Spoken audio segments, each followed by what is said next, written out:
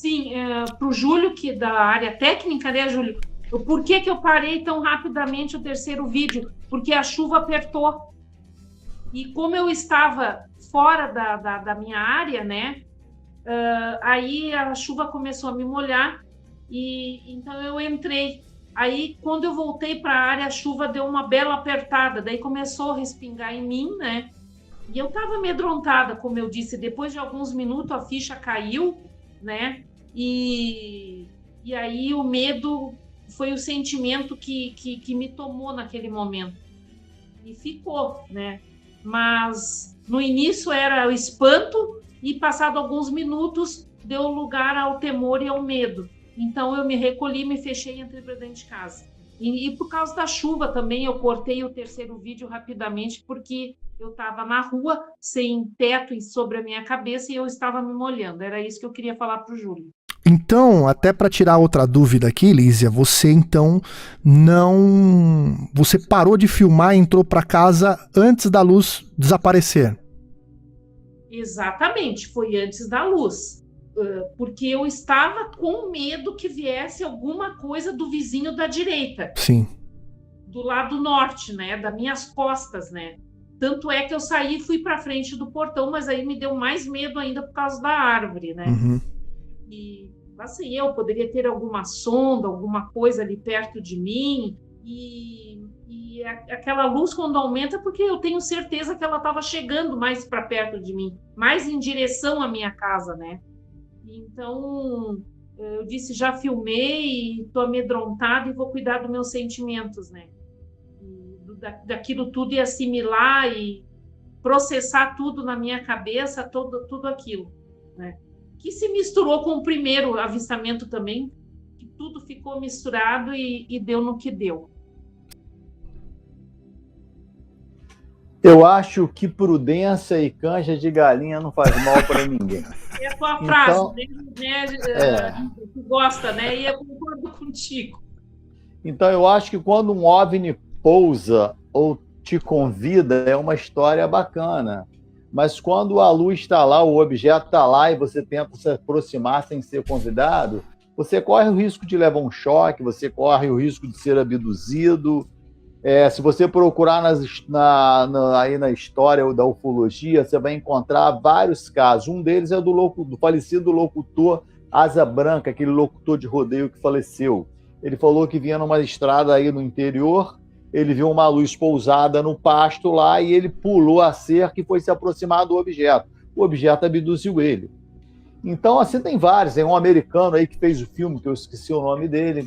Então, eu acho que você fez certo. Eu acho que se a luz está lá, você falou, se eu tivesse alguém, eu iria lá. Eu também já fiz isso, o Creighton, o Duque, a gente faz essa loucura aí.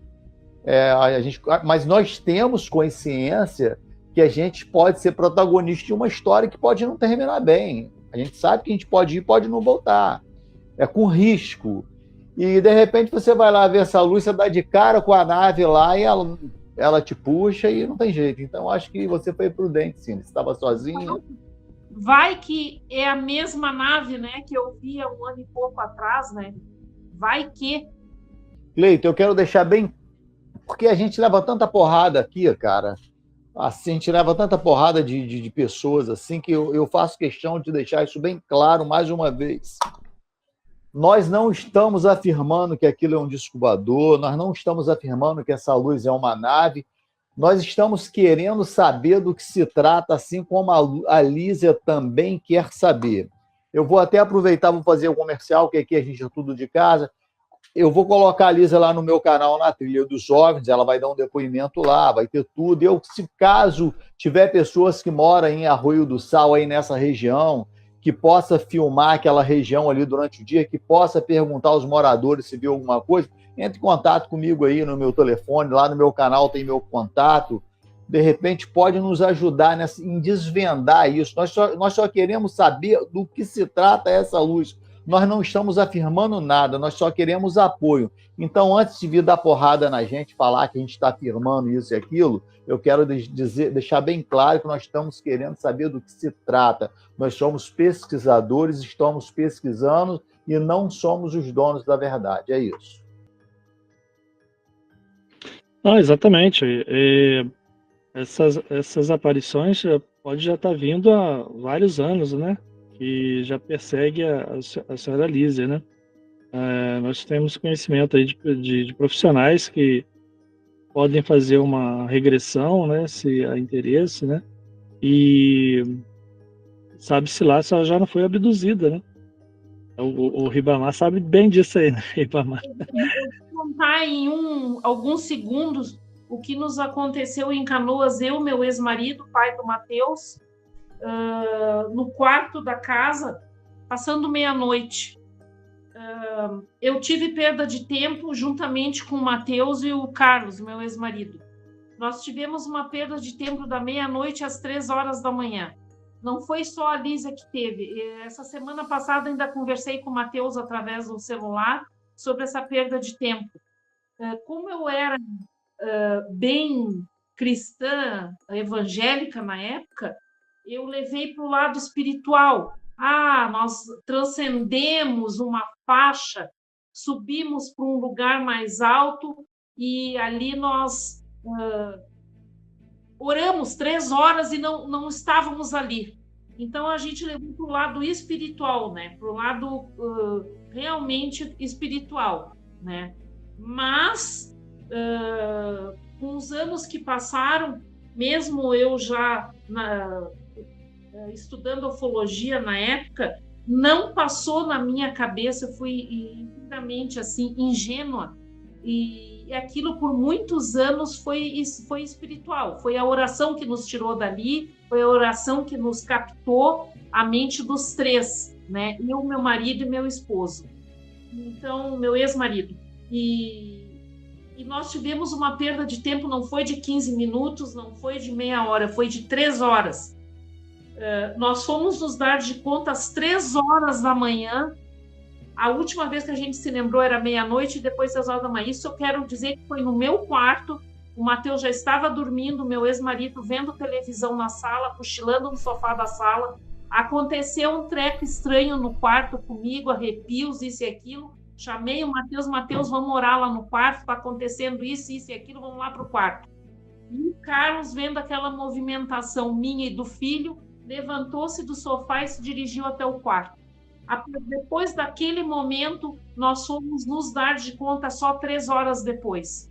Nunca mais eu tive perda de tempo, nem o Matheus e nem o meu filho. E quero dizer, com a permissão do Matheus, que deve estar presente ainda no chat, que ele teve um avistamento no Salgado Filho, né?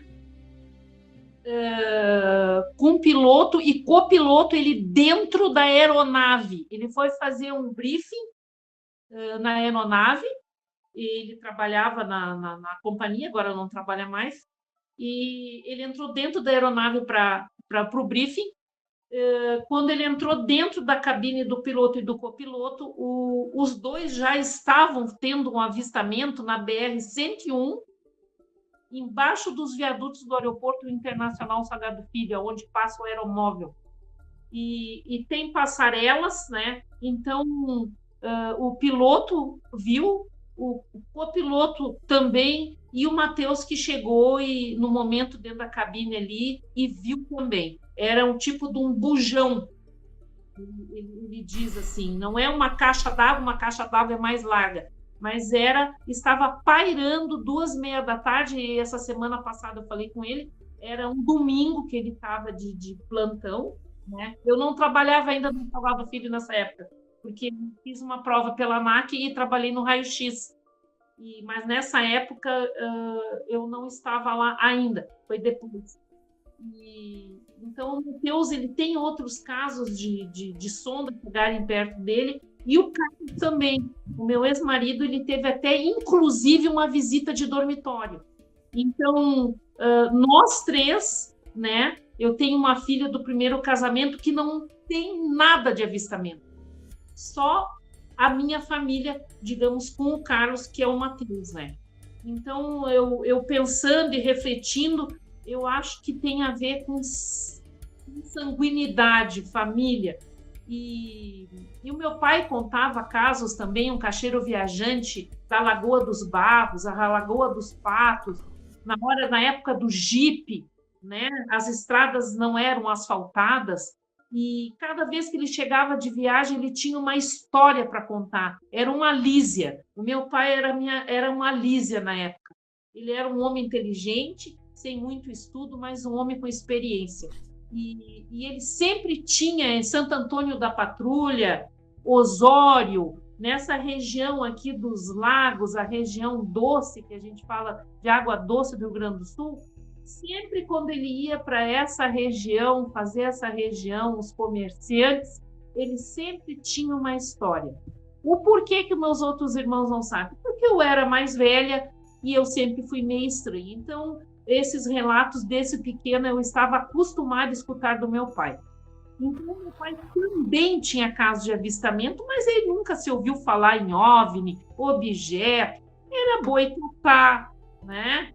Essas coisas assim, a mulher de branco, né? Então, ele sempre tinha histórias que ele contava ao chegar de uma viagem de alguma coisa estranha que não pode ser explicado por ele, né? Não poderia ser explicada por ele. Então, a minha família não começou em mim, e por mais que o Matheus não seja um aficionado, ele só acompanha a mãe dele. Ele já passou por 2 ocasiões de avistamento bem perto dele.